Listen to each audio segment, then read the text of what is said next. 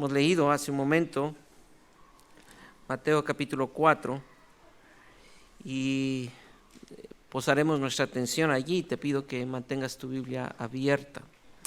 Pero quisiera pedirte que leas conmigo del versículo 2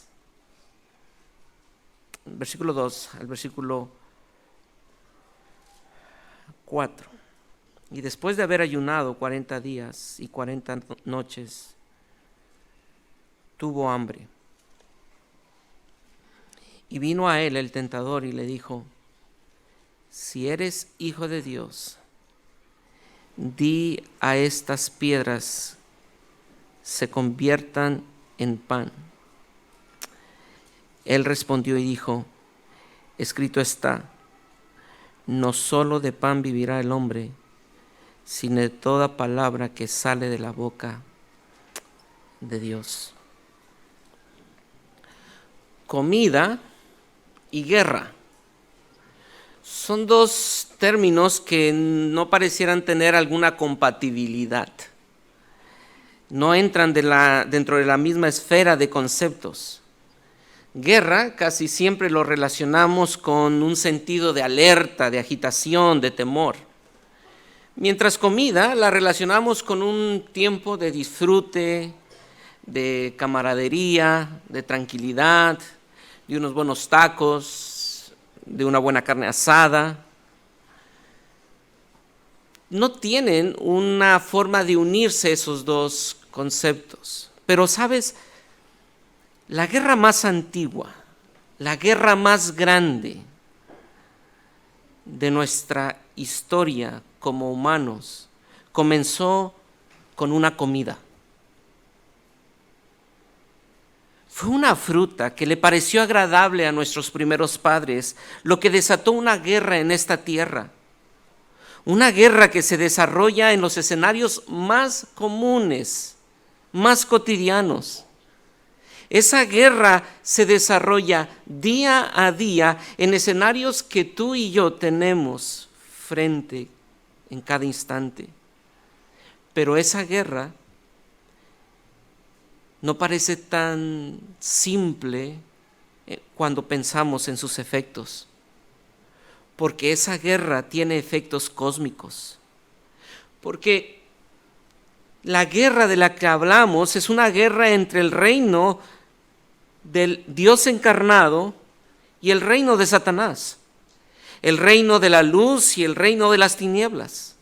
Estos reinos están en guerra y cada creyente genuino está en este conflicto, es parte de este conflicto. Esta lucha antigua es parte de tu lucha.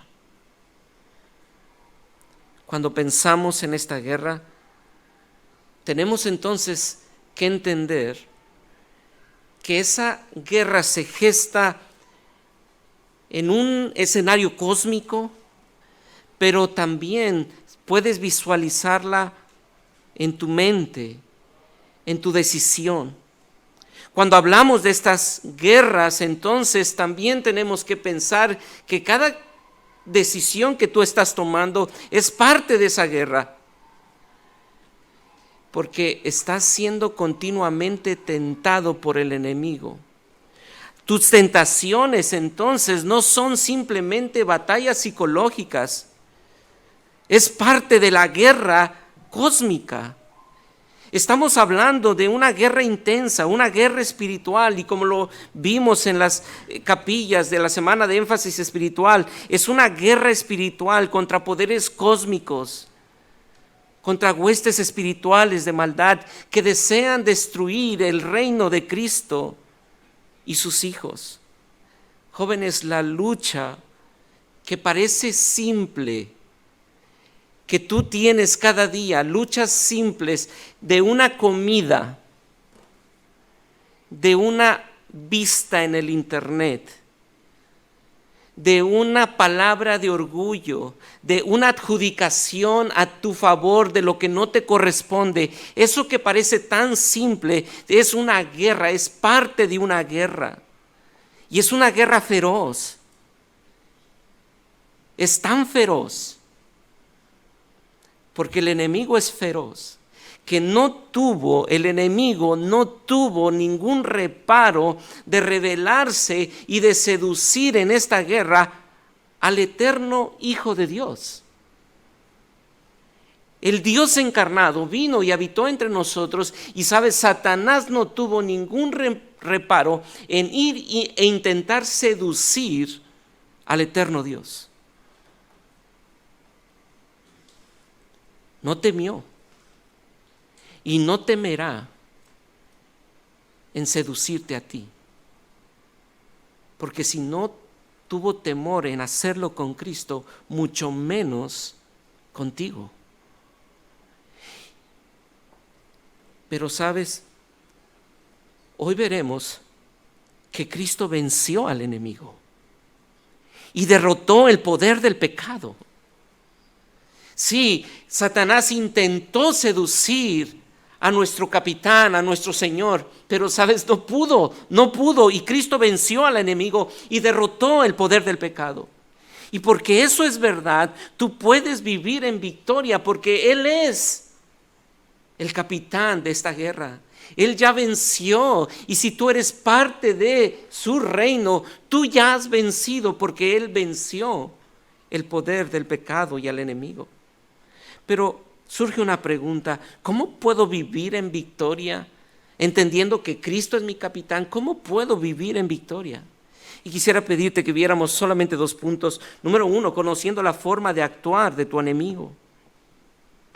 Y este pasaje tiene la intención de mostrarnos creo que es una parte de la intención del autor de Mateo, de mostrarnos cómo actuó Satanás para intentar seducir a nuestro Señor Jesucristo. Y por eso creo que es tu responsabilidad y mi responsabilidad conocer la forma de actuar de nuestro enemigo. Cuando miramos un poco más allá de la superficie y vemos en verdad el núcleo de la tentación de Satanás, podemos entonces visualizar para entender que es la misma forma que utilizará para seducirte a ti. Porque cabe mencionar, dentro de las capillas de la Semana de Énfasis Espiritual, me gustó mucho una frase que el hermano Nelson dijo: Satanás no es creativo en la forma de tentar, y realmente no es creativo. Lo veremos en un momento, que es la misma forma de tentar a lo largo de la historia. No es creativo, tiene el mismo núcleo. Quizá los matices cambian, quizá los escenarios cambian, pero es la misma forma, y por eso tú y yo tenemos que conocer la forma de actuar de nuestro enemigo. Y mira, las 3 ofertas con un solo núcleo, con un solo propósito. La primera oferta que nosotros encontramos en la forma de actuar del enemigo, la encontramos en el versículo 3. Y vino a él, al Señor Jesucristo, el tentador, y le dijo: si eres Hijo de Dios, di que estas piedras se conviertan en pan. Cabe mencionar el contexto. La tentación al Señor Jesucristo es después de 40 días de ayuno, ¿verdad? 40 días de ayuno, versículo 1. Estaba ayunando, y versículo 2, estaba ayunando durante 40 días. Y de hecho el versículo 2, ¿qué dice? Después de 40 días de ayuno, ¿cómo termina el versículo 2? Tuvo hambre.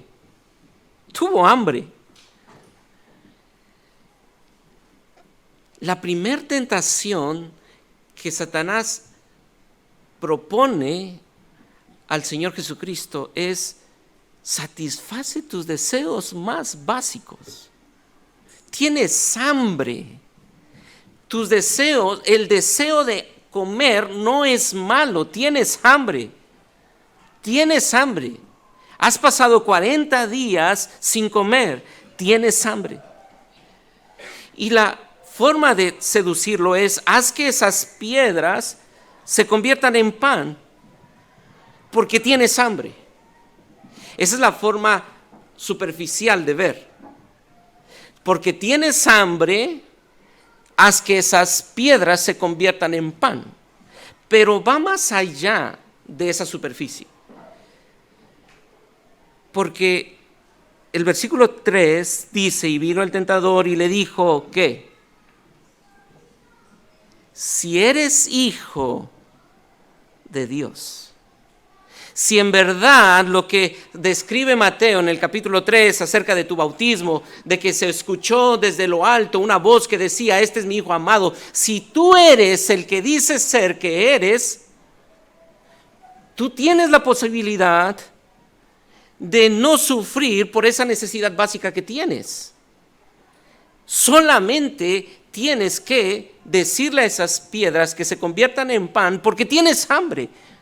Si eres hijo de Dios, obviamente, si eres hijo de Dios. Si no, lo entiendo. Porque si tú eres hijo de Dios, claro que vas a convertir esas piedras en pan, porque tienes hambre.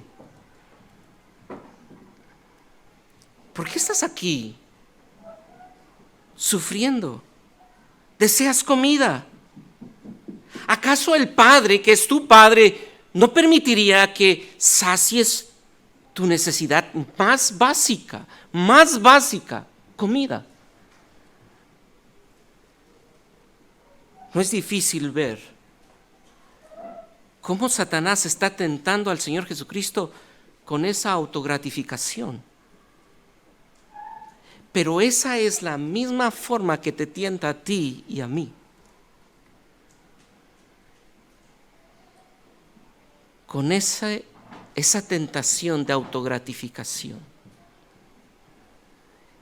Jesús en su humanidad tiene un deseo legítimo de comida.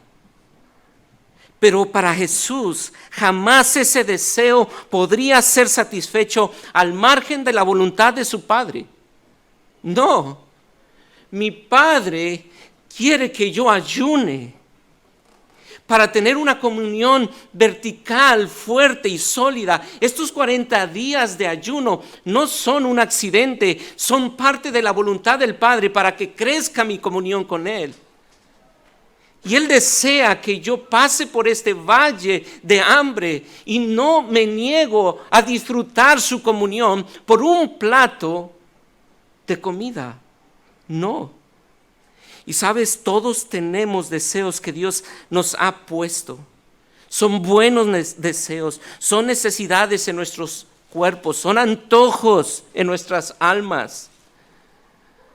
Pero también Dios nos ha creado para que le veamos como un Padre bueno que realmente satisface esos deseos. Eso fue lo que el Dios eterno hizo con Adán y Eva. ¿Recuerdas qué hizo el eterno Dios cuando creó el huerto? Creó todo el huerto para que al final de toda la creación y la belleza que Él había establecido en ese huerto, se estableciese allí Adán y Eva, para que disfrutaran la bondad de Dios. La única intención de tener todo eso bello era para que ellos vieran lo bueno que es Dios, lo bueno que es Dios. Todo esto es para ti, Adán y Eva. Disfrútalo, multiplícalo, sojuzguen la tierra, llenen de esta belleza de mi bondad toda la tierra. Yo soy el que les satisfago con las manifestaciones de mi bondad. Pero fue el pecado que entró en el mundo. Esa seducción a decir, pero ¿cómo Dios te va a prohibir esa necesidad básica de este pequeño fruto? Mira, tú deseas este fruto. También te gustaría probarlo. ¿A poco no, Eva? Mira cuán agradable es para tus ojos este fruto. Tómalo y disfrútalo. No puede ser que Dios te esté prohibiendo disfrutar de este fruto. ¿Y te das cuenta cómo Adán y Eva decidieron satisfacer sus necesidades básicas al margen de la voluntad de Dios? Y eso es pecado. Eso es pecado. David Platt, lo dice así: el pan de los demonios siempre destruye. La voluntad y la palabra del Señor, en cambio, siempre satisfacen. Jóvenes, el pan de los demonios siempre destruye. La oferta de satisfacer tu necesidad básica al margen de la voluntad de Dios te va a destruir. Lo ves en Adán, lo ves en Jacob, lo ves en Israel, lo ves en historia tras historia, pero Cristo dijo: no satisfaré mi necesidad más básica al margen de la voluntad del Padre, porque la voluntad del Padre es mejor que mi voluntad y que mi necesidad básica. Sí, estamos tentados a satisfacer nuestros deseos al margen de la voluntad de Dios. Esta fue una prueba que nosotros vemos también en Israel, cuando debían confiar que Dios les iba a mostrar su bondad como se los había mostrado a lo largo de su historia. Pero pasando el río, inmediatamente se quejaron, pidiendo comida, como si Dios no hubiese sido bueno al sacarlos de Egipto, porque querían satisfacer su necesidad básica al margen de la voluntad de Dios. Tenemos deseos, y déjame aplicar esto: tenemos deseos que son buenos, dados por Dios, deseos de comida, de agua, de sueño, de sexo, de relaciones, de noviazgo, de compañía. Pero es con esas necesidades que Satanás trabaja para seducirte y decirte: mira, ¿a poco no quiere Dios que disfrutes esta relación de noviazgo al margen de la voluntad de Dios? ¿A poco no te daría? Dios creó el sexo. ¿A poco Dios no quisiera que tú disfrutaras esto al margen de su voluntad? Y todos esos deseos que comienzas a tomar al margen de la voluntad de Dios se convierten en pecado. Ese deseo de dormir se convierte en apatía, en pereza. Ese deseo del sexo termina en pecados de lujuria, de pornografía, de adulterio, de homosexualidad. Ese deseo por la comida se vuelve en glotonería, en obesidad. Sí, el enemigo es tan mortal en la forma en que ataca nuestros deseos, que nos ha convencido a muchos seguidores de Cristo a que deseemos más satisfacer nuestros deseos básicos que hacer su voluntad. Pero no solamente la primera tentación es satisfacer sus deseos. La segunda forma de tentar es satisfacer las preferencias. Versículos 5 al 7. Versículos 5 al 7. Entonces el diablo le llevó a la santa ciudad y le puso sobre el pináculo del templo y le dijo: si eres el Hijo de Dios, échate abajo, porque escrito está: sus ángeles mandará acerca de ti y en sus manos te sostendrá, para que no tropieces con tu pie en piedra. Esta tentación quizás es una de las más difíciles, o de las tres, las más difíciles de interpretar o entender, porque nos cuesta ver qué hay detrás de esta tentación. Cuando el llamado es: tírate de un lugar. Ahora, es importante entender que no es una torre cualquiera a donde le está poniendo. Era la cima del templo, el lugar donde estaba toda la atención. Era la cima del templo. Todas las personas estaban allí observando lo que pasaba en el templo.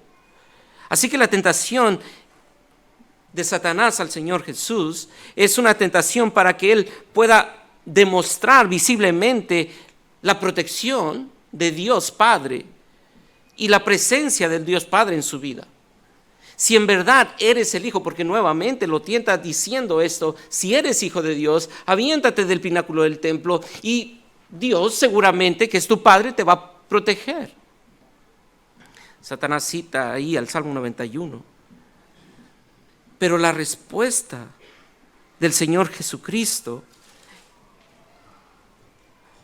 es con la palabra y le dice no, porque la Biblia nos dice que no pondremos a prueba al Dios eterno, no.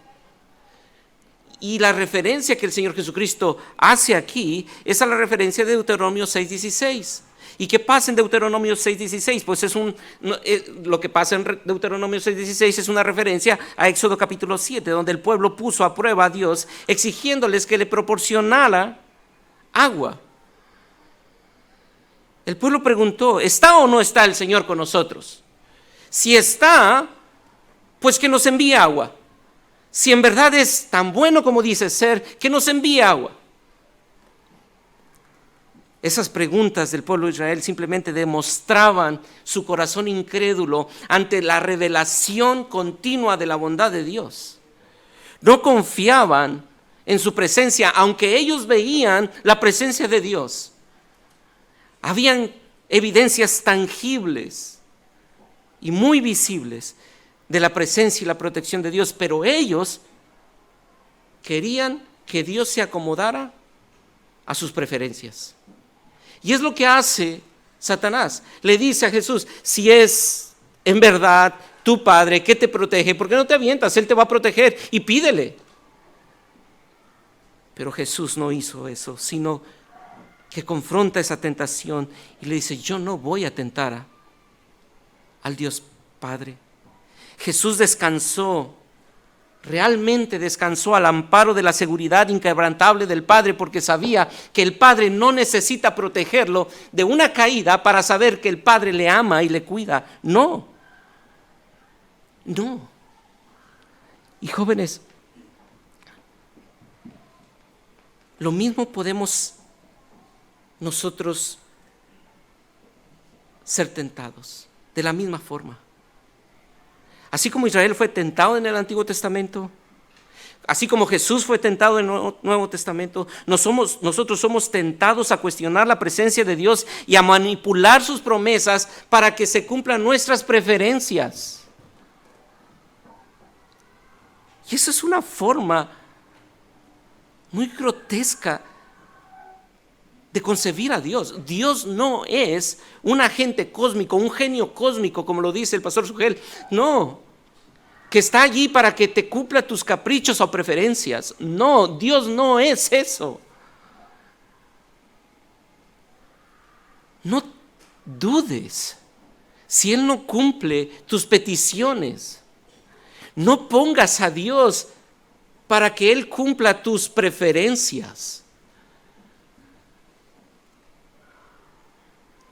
Porque eso pondría a Dios en el banquillo del acusado, diciendo, si eres Dios, realmente, si eres Dios, haz esto. De verdad. ¿Tú estás pensando que Dios va a responder a tus preferencias para cuidar tu corazón y creer para que tú creas que Él es verdaderamente Dios? No. Él es Dios y ha demostrado su bondad, como lo veremos en un momento, y no necesitas dudar de Dios, porque Él es Dios y ha revelado que Él es Dios. Y sabes, estamos tentados continuamente a tergiversar la palabra para sacar nuestras propias preferencias. Pero la tercera forma no solamente es satisfacer nuestras necesidades básicas, nuestros deseos básicos, satisfacer nuestras preferencias, sino también nos tienta a satisfacer nuestro orgullo. Jesús es llevado, en el versículo 8 al 9, es llevado a una montaña muy alta y le dice, pues aviéntate. Versículo 8 al 9 es, mira todo lo que tú ves. Yo te lo daré, dice el enemigo. Yo te lo daré si tan solo te postraras frente a mí. Eso es precisamente lo que Satanás susurra en nuestros oídos. Señala todas esas cosas del mundo, los éxitos, los logros, los placeres, las posesiones, y te dice, es solamente, ven y haz lo que te pido y te daré todo lo que tú quieres. Jesús sabía que eso es de Él. Pero para poder tenerlo tenía que pasar por un proceso de sufrimiento. Una cruz tenía que ser cargada y era Él el que la cargaría. Y Satanás aquí le está diciendo, tienes la posibilidad de tener todo eso que tú estás viendo sin necesidad de cargar esa cruz y morir como tú sabes que vas a morir. Hoy te ofrezco una alternativa. Y eso es lo que Satanás hace contigo. Te ofrece alternativas. Salir por la tangente para encontrar lo que tú tanto anhelas. Estamos tentados a desear ser afirmados por el mundo. Estamos tentados a tener la adoración de nuestro mundo. En lugar de ser simplemente unos humildes y pobres cristianos, según nuestro juicio. Porque todos luchamos con ese orgullo y es por eso la tentación. Y por eso es tan fácil que muchos doblan la rodilla ante el príncipe de este mundo, siendo seducidos por la oferta de tener grandeza ante el ojo humano. Pero sabes, la gloria de este mundo corrompe, pero la gloria de Dios enaltece. Humillaos pues bajo la poderosa mano de Dios para que Él os exalte cuando fuere el tiempo. Esa es la tarea que todo creyente debe considerar. Reconociendo la forma en que Satanás actúa, entonces, donde intenta satisfacerte con esas necesidades básicas, satisfacer tus preferencias y satisfacer tu orgullo. Tú tienes que conocer la forma de actuar de tu enemigo. Pero ahora quisiera terminar llevándote no solamente a conocer la forma de actuar, sino de apropiarte de tu Señor y su palabra. Ese es el punto número 2. Apropiarte de tu Señor y su palabra. La intención de Mateo no solamente es describirnos la forma de actuar de Satanás. De hecho, el contexto, cuando tú ves el Evangelio de Mateo, la intención de Mateo es poner a Cristo como el verdadero hombre, como el hombre que en verdad pudo cumplir lo que Adán no pudo cumplir, como el hombre que vino a reinar verdaderamente lo que Adán debió haber hecho. Ese rey que iba a expandir la gloria de Dios fue Cristo, no fue Abraham, no fue Jacob, no fue Israel, no fue David, es Cristo. Y vemos continuamente ese paralelismo entre Mateo 4 y Génesis 3. Pero también vemos ese mismo paralelismo entre Mateo 4 y lo que encontramos en Éxodo, capítulo 4. ¿Recuerdas que a Cristo se le dijo, este es mi Hijo amado? Pero cuando tú vas a Éxodo 4, escuchas que Moisés le dice a Faraón, Israel es mi primogénito, yo te he dicho que dejes ir a mi hijo para que me rinda culto.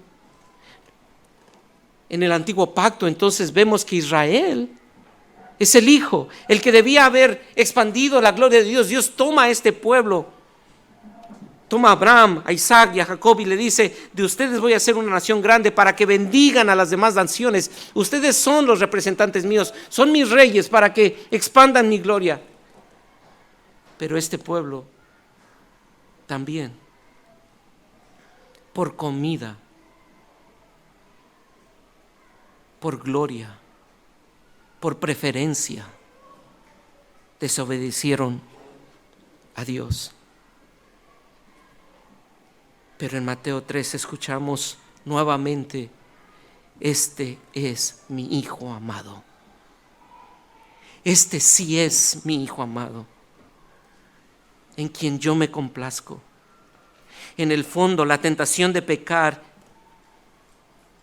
es un asalto a la relación filial entre el Padre y el Hijo. Adán fue tentado diciendo: ¿cómo es que Dios es tu Dios y tu Padre si no te permite comer de este fruto? Israel fue tentado a decir: ¿cómo es que Dios es bueno si mira que estamos pasando por hambre al salir de Egipto? Mira, ¿cómo es que Dios es bueno si no me da prosperidad, si no cumple mis preferencias? Yo no quiero este pan, yo no quiero este maná, yo quiero este pan, ese pan que comíamos allá en Egipto. Siempre Satanás va a tentarte de la misma forma, haciéndote dudar de que el Padre tuyo es verdaderamente bueno. Esa es la forma. ¿Cómo es que Dios me ama? Y si mira, yo estoy aquí y todas mis amigas se están casando y yo no me estoy casando. ¿Cómo es que mis amigos pueden tener un trabajo tan próspero y han enriquecido? Y mira yo en esta pobreza. Y dudas de Dios. Y es lo mismo que Satanás está haciendo allí con Jesucristo. Y hoy por eso te digo que Cristo, sí, verdaderamente Cristo, pudo vencer esa tentación porque sabía quién era Él. Él era el Hijo amado del Padre eterno. Porque creyó en eso que Jesús escuchó del cielo: este es mi Hijo amado. En su humanidad, Cristo creyó en la voz del Padre. En su humanidad, Cristo creyó en la voz del Padre. El diablo intenta atacar esa relación en esos momentos de crisis, cuando tienes hambre, cuando deseas trascendencia, cuando deseas protección. Allí intenta atacarte para decir: no, Dios no es tan bueno como tú crees. Pero Cristo, en medio de esa hambre, en medio de esa crisis de seguridad, pudo recordar quién era en su relación con el Padre.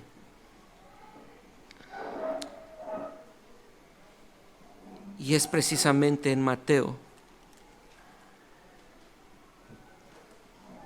capítulo 6, que nosotros encontramos esto.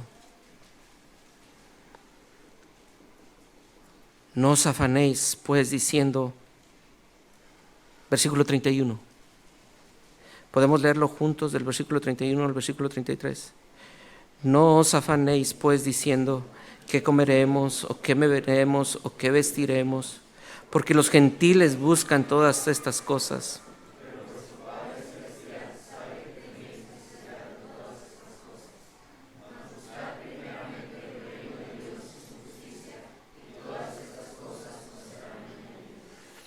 Joven, tu Padre Celestial sabe de qué tienes necesidad.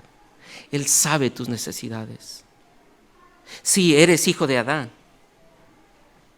y tienes la misma tendencia de Adán, pero por la obra de Cristo ahora eres hijo del Padre eterno y puedes abrazar la obra de Cristo y decir: porque Cristo es el Hijo, yo también abrazo su obra y soy el Hijo del Padre, porque Él me ha dado su justicia. No puedo ser hijo a menos que abrace la justicia de Cristo. Y por eso te pido que busques primeramente el reino de Dios. Busca primeramente el reino de Dios. Joven, Si tú has de abrazar y apropiarte de tu Señor, hazlo a través de buscar primeramente su reino. ¿Y qué significa eso? Abraza su palabra. Si has de vencer la tentación, no puedes hacerlo a menos de que bebas la palabra, te sumerjas en su palabra. Ora. Y mientras estaba preparando el sermón, pensaba en la importancia que tiene para ti y para mí orar. Porque el Señor Jesucristo en este mismo evangelio, Mateo nos dice que les enseñó a orar. Y les dijo, oren para que el Señor no permita que pasen por la tentación y sean atrapados por la tentación. ¿Recuerdas el Padre Nuestro? Y no nos metas en tentación, mas líbranos del mal. Oren. Si tú has de apropiarte de tu Señor, aprópiate de su palabra y aprópiate de la oración. Y antes de terminar, sé que ya me pasé 3 minutos, o no sé cuántos, quiero pedirte que tomes al que está a tu lado y ores. Ores para que Dios traiga su palabra y te muestre que no hay forma de vencer esa tentación a menos que respondas con la palabra, apropiándote de tu Señor. Ora. ¿Por qué orar? Ora para que seas disciplinado en la comunión con la palabra y ora para que seas disciplinado en la oración para vencer esas tentaciones. Oremos. Voy a dar 2 minutos y después de eso dejarle el lugar al pastor Mateo, al hermano Mateo, para que termine. Pero por favor, tomen estos 2 minutos para orar allí en su lugar.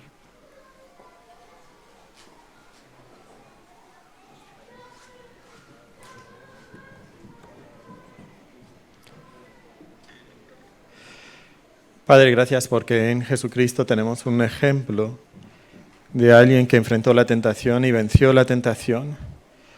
Pero no solamente tenemos un ejemplo, luego tenemos a través de Cristo el poder espiritual que nos transforma desde dentro para afuera, para que busquemos primeramente el reino de Dios. Y eso lo hagamos especialmente a través de su palabra, que es el recurso luego para vencer en la tentación. Gracias por tu palabra, el recurso que es para nosotros. Y Señor, ayúdanos a poder desarticular los ataques de Satanás en nuestra contra, porque sabemos que tú eres bueno y que no retienes ninguna cosa buena de aquellos que te aman. Entonces, danos esa confianza en nombre de Cristo. Amén.